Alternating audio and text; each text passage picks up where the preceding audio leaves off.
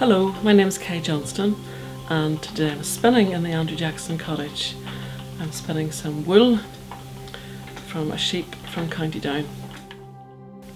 The Andrew Jackson cottage dates from the 18th century, and at the time people would have spun from absolute necessity. They would have had perhaps a sheep or two which would have provided them with milk and meat, and then the wool would have been spun by the women in the long winter evenings. And the wool would have been used then to be knitted or woven to make clothes. And those clothes were known as homespun, which was kind of a bit disparaging, as it wasn't the fine linen weaving that was known elsewhere in fine society. Nowadays I spin as a hobby because I'm very lucky to be able to do that. And I'm part of a guild of spinners, weavers and dyers who meet at the Folk Museum to pursue our hobby. So what I've just started doing here was I'm spinning what's called a rolag. Let me show you that. This is a rolag. I've used a piece of, let me show you how to do that. These are called carders. And this is the fleece, which I've just washed. That's just the fleece. You can see it here, just the way it was. And what I do is put it on the carders. Just a little bit, not too much.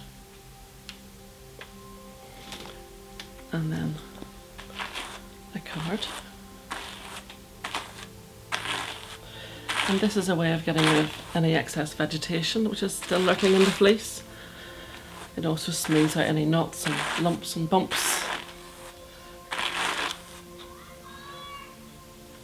And then I take it off using a little stick. Everybody does this slightly differently. This is the way I like to do it.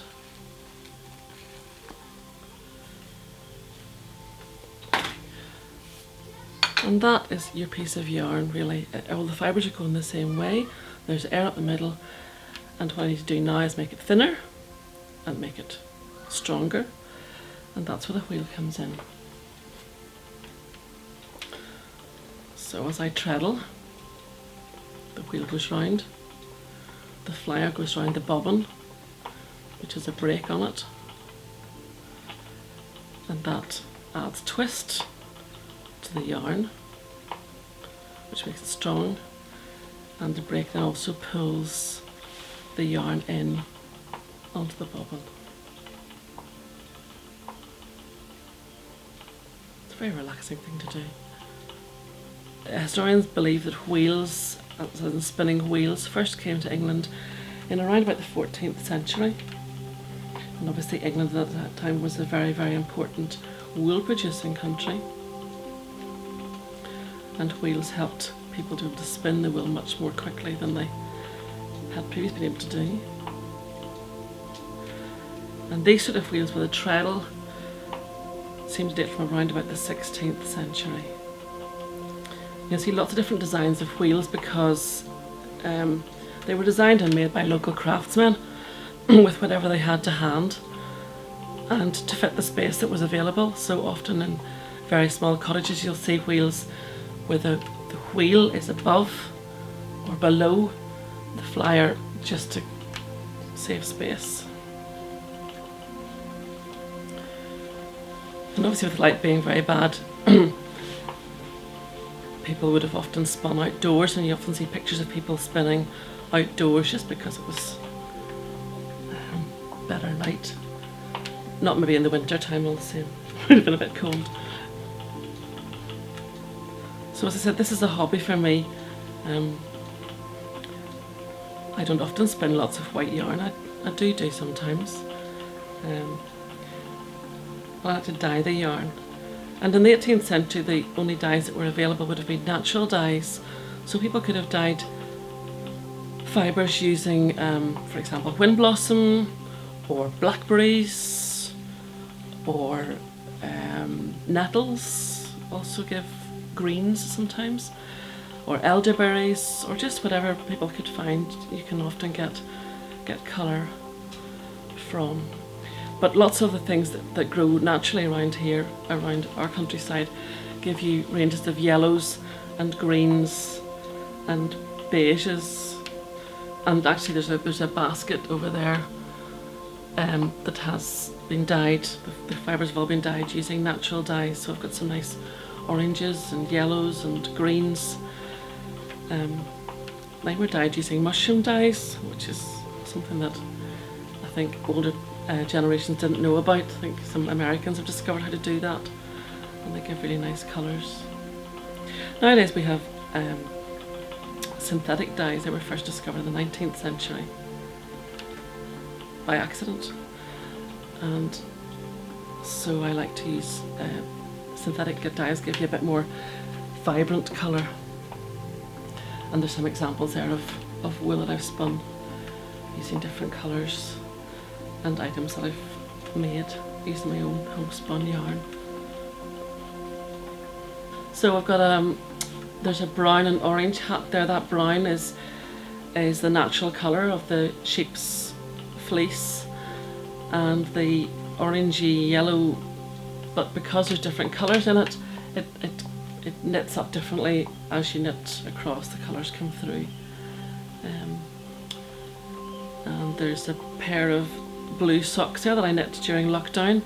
I was intrigued to know if I could spin yarn fine enough to knit socks, so that was my challenge, and I managed, and I'm quite impressed. And it was also wool that said it wouldn't shrink in the wash, so I wanted to test that. So I knit myself a pair of socks and washed them, and I'm pleased to report that they didn't shrink or felt. And then there's also a grey and blue hat. The grey wool is a natural colour from a Shetland sheep. It's lovely and soft. And the bluey purpley wool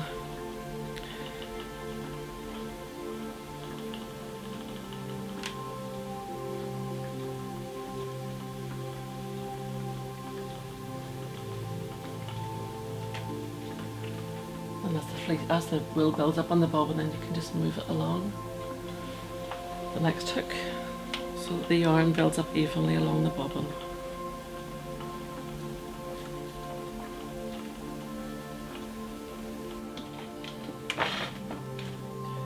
So we'll pretend the bobbin's full. When it's full, we take it off, so we'll have to release the brake, which is just fishing wire, and release the drive band.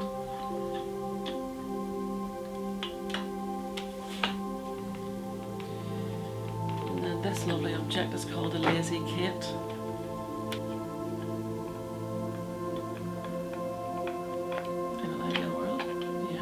Actually, this is quite interesting. This bobbin here, I don't know if you can see this. This bobbin here is full of linen. It wasn't me that spun it, but you can see the difference between the linen thread. Do you want to take that? Linen thread and the wool thread. The woolen fibres, if you look at them under a microscope, have little scales on them, which is why they like to stick together, so it's not difficult to make the next rolag catch. It's also the reason why if you put a woolen jumper in a washing machine at a high temperature, those little scales get stuck together and then set. That's why it fits. You can start spinning with, in fact I was teaching somebody the other day, you can start spinning with a fleece or some fibre, and many farmers are more than happy to give you some fibre, and then you can use what's called a drop spindle.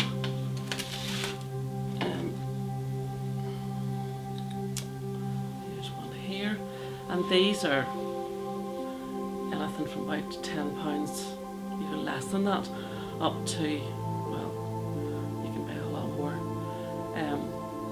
But a basic one, and that's, you can probably make one yourself if you're good at woodwork. It's basically a stick and a round weight. This is what was used to spin wool for centuries and centuries, for millennia before anybody thought of a wheel. And I could possibly show you, hopefully. It's the same principle. Just need to make sure that it catches it. But you can see it has to go around in the same direction clockwise. And you can draft it. And then you wind it up. And obviously the challenge with this is that you have to wind it up, and every time your arm gets too short. So someday, at some point, I had an idea to attach it to a wheel in a drive band, and that was how the first wheel started. So you can start spinning as simply as that. If you then get more interested in it and decide that you want to buy a wheel, a brand new wheel, these are made in New Zealand and come flat packed, so because of exchange rates, at the minute I think they start about £400, £400 or £500 new, depending on what model you like, whatever. There are various ones that you can pack up in bags and carry over your shoulders. But there are lots of people who've also started spinning and then have decided that they've done enough, or it's no longer what they want to do, and have a spinning wheel sitting in the corner. And often people are asking me if I know of anybody that wants a wheel, so I've started buying wheels off people and then selling them on to people who want them, rather than trying to negotiate halfway marks. But it's not a difficult hobby to get into. And then I'm also part of the association of guilds, part of the Ulster Guild of Spinners, Weavers and Dyers. That's a bit of a mouthful, isn't it? We meet at the Folk Museum once a month, and often in the summer we're out demonstrating all around agricultural shows. Sadly this year we haven't been able to do that. I'll go back to the wheel.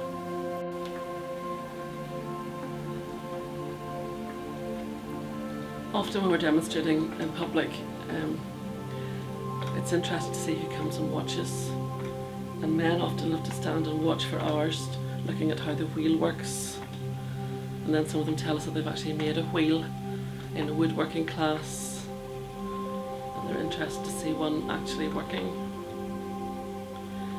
Children love to come and watch and want to have a go, and many of them just sit and do it. It's amazing how many children can just sit down and spin. Maybe they're not scared of making a fool of themselves. And some people come and sing us little songs.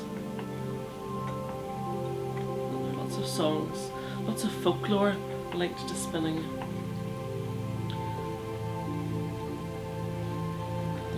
There's Rumpelstiltskin. He had to spin straw into gold. And isn't that what linen is? Linen is a kind of a straw, but when it's spun, it becomes worth a lot of money, like gold. And the Sleeping Beauty, well, those drop spindles,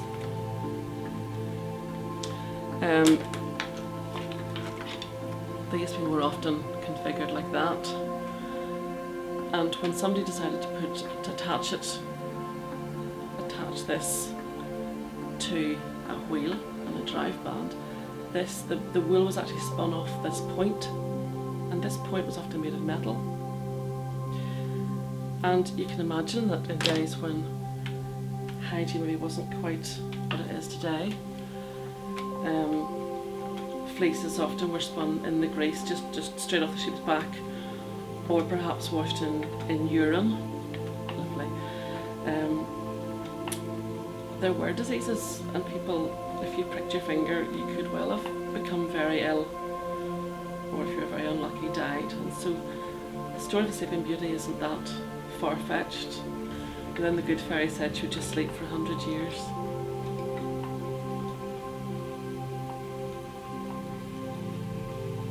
People often say it's very therapeutic to watch and listen to the wheel. It's very therapeutic to spin as well.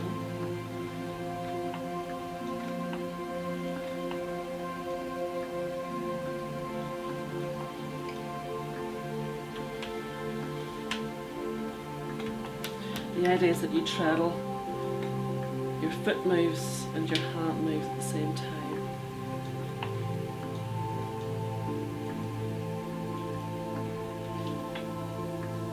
So when I'm spinning the yarn, it's called singles, and you can see it's very twisty.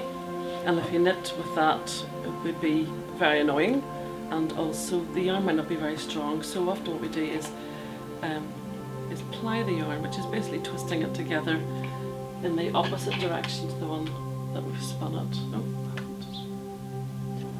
yeah. So to ply, we join with 2 ends here on the lazy Kate. Join them onto the leader. This time I'm turning the wheel in the opposite direction, so I turned it clockwise, and now I'm going counterclockwise with the wheel. Sometimes wheels don't like to go in the opposite direction.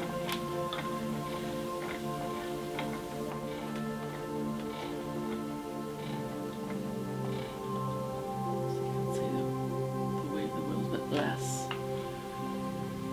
twisty.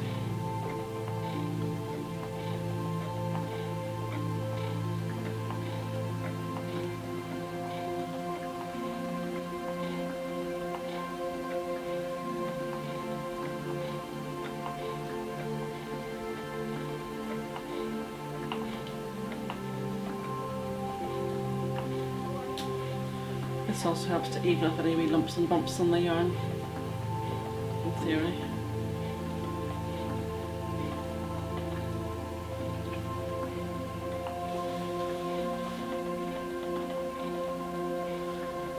Usually I try to treadle the same number of treadles in this distance, usually 5 or 6.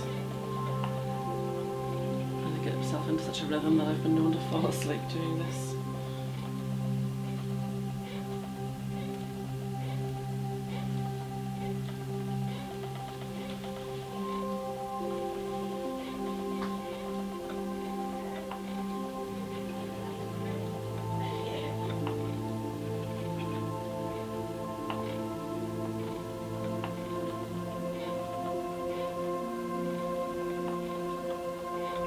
This little bit, and then I'll show you how we take it off the bobbin and make it into a skein. That's brilliant.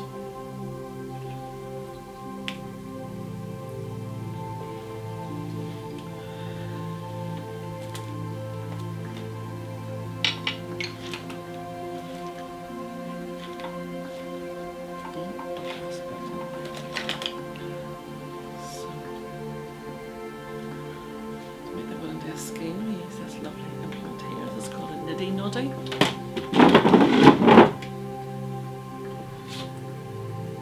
There's the break.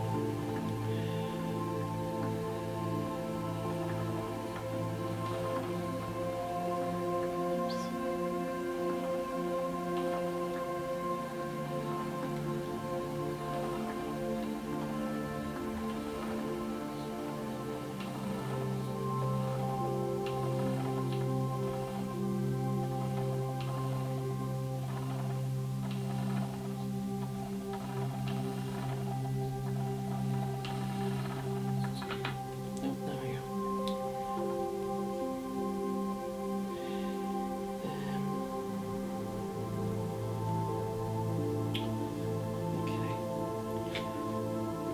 So I'm just going to tie the 2 ends together. It's just the way it's worked. The 2 ends have worked at the same place, and then tie it off in a figure of 8.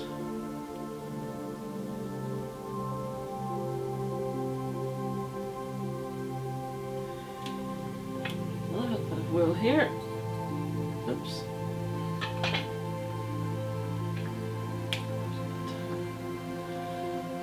The opposite side.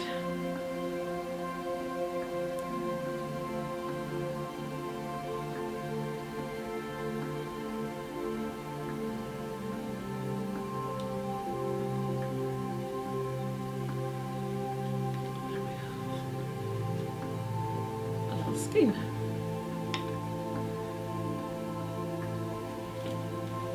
And that's how it's done.